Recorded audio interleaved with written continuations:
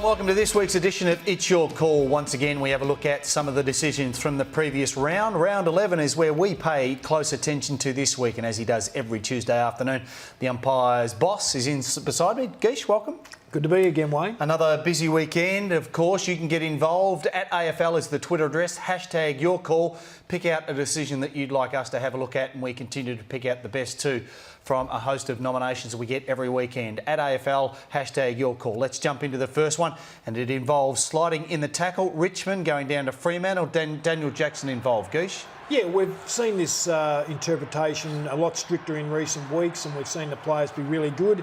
But on this occasion, we paid one for the weekend. Wet, greasy conditions. We'll see Jackson come in with the knees, take his opponent's legs, and a warranted free kick there to the Fremantle player for coming in, sliding in, knees first and making contact. I've said this last week. I think the players and the clubs have adapted really well. Oh, look, we couldn't be happier. We think that, once we set the clubs, the need to show care in that situation, they were just fantastic. Is a free kicker strong enough to deter it? It depends on the level of force, Wayne. Like, if they come recklessly with a lot of force, a report would be sufficient. But most times we're thinking a free kick sufficient at this stage. All right, second decision we'll have a look at involves Luke Tapscott. I think he took some angry pills in this particular quarter. Involved with a incident in Nick Maxwell, who I thought handled this really well. Yeah, look, this is just a bit of a reminder to all the players, all the clubs, that around the boundary line, when the ball is dead, it's up to the players to show a duty of care for their opponents. Now here, Luke has given Nick a fair old shove into the interchange bench area.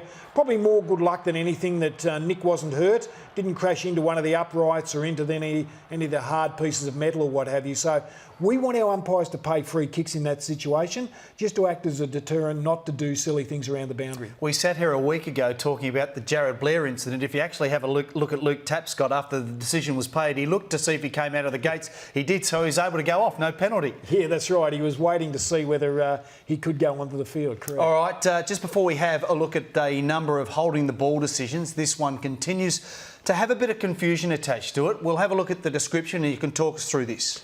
Yeah, probably a good chance to do that, Wayne. The key components about no prior opportunity are, the first thing we ask is, has that player had a prior opportunity? If he hasn't had a prior opportunity, when he's tackled, that tackle must be correct tackle. We want to protect the ball player, so if there's no prior opportunity, must be tackled correctly. From there, if he's tackled correctly, the player with the ball must then correctly dispose or attempt to dispose of the football. And often we don't see that, Wayne. They take the ball, tackled, and then don't try to get rid of it. Now we can see Carey here take the ball, made no genuine attempt to get rid of the ball or dispose of the footy. Umpire held his whistle and then correctly penalised him for making no genuine attempt. It's stiff though, Geesh. I mean, he's got two blokes that are monstering him. I mean, what is he meant to do? All he's meant to do is make some sort of an attempt, Wayne. This one here is a little bit different. This time the player has had prior opportunity, then he's tackled. When he's had prior opportunity, he must now kick or handball it correctly. We can see that he doesn't kick, doesn't handball, tackled, and he's penalised for holding the football. This one here is a little bit different again, and we spoke about protecting the ball player. We see Johnson tackle, but look where he ends up.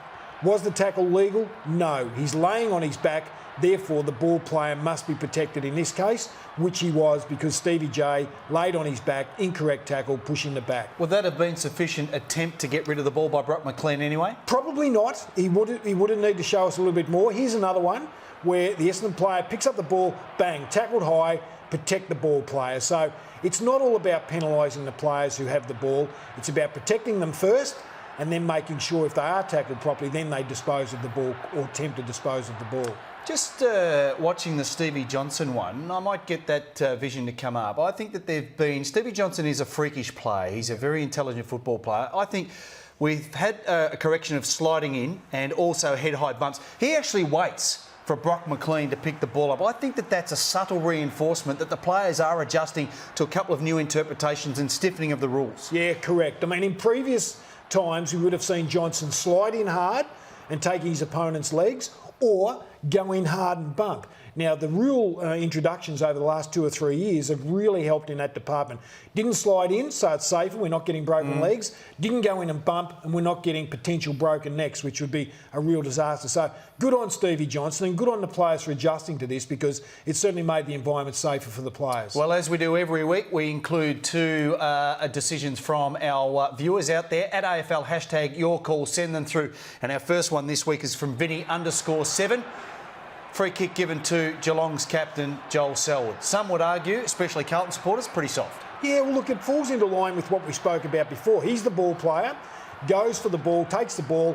Carlton player puts his knee on his back, arm around his shoulder as well. We want to protect the ball player here, so we're comfortable with the free kick to Joel Selwood for either high contact or that knee in his back. Not a protected species, is he? No, he's not a protected species. He's a ball player, and we just want to protect the ball players at all time where we can. All right, let's have a look at our next Twitter contribution. This one's from Bernard_O'Dwyer, and this is one from yesterday's game. Yeah, we can see the ball kicked in long here towards Young. Sylvia's running with the flight of the ball, initially with his eyes on the ball, but we'll see in the slow-mo, he eventually takes his eyes off the ball and basically just crashes into Young. Hurts him, should have been a free kick for front-on contact in a marking contest. So Collingwood very unlucky there not to get that free kick. Very unlucky, very courageous from Tommy Young. Disappointing from Cole Sylvia.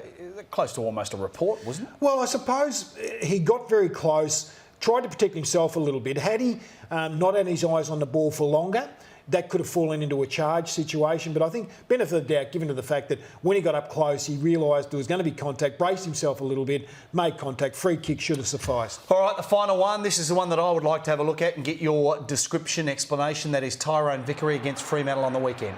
Yeah, very tight part of the game. We see Vickery take the ball. We see in the graphic here the umpires out the back. Probably didn't have the best of views, but still probably preferred he would not have paid a high tackle. We see the slow-mo and we can see the first bit of contact comes across the bicep area. The next one, hand near the shoulder. Did it take him high? Not really. But then we see Vickery didn't dispose of the ball correctly and penalised for holding the ball. So no free kick there. Not enough high contact there. And then he didn't dispose of the ball after having probably, a window of opportunity to dispose of the ball. Correct positioning for the umpires in a fast-moving game sometimes, bearing in mind that there are some that are complaining about the rolling nature of the mauls in our modern game, but positioning of the umpires is always a challenge. Yeah, it is always a challenge, and it's very difficult for the umpire because, he's got a wall of players around him, and that one there, he was just probably caught on the wrong side. But having said that, it wasn't warranted to pay a high contact there, so we're comfortable with that. But positioning is crucial. They've got to move around, see the ball, see the players' heads and shoulders the whole time so they can make the right call. All right, well, it was another big week. You can continue to send your decisions through. We will include 2 every week for the remainder of the season.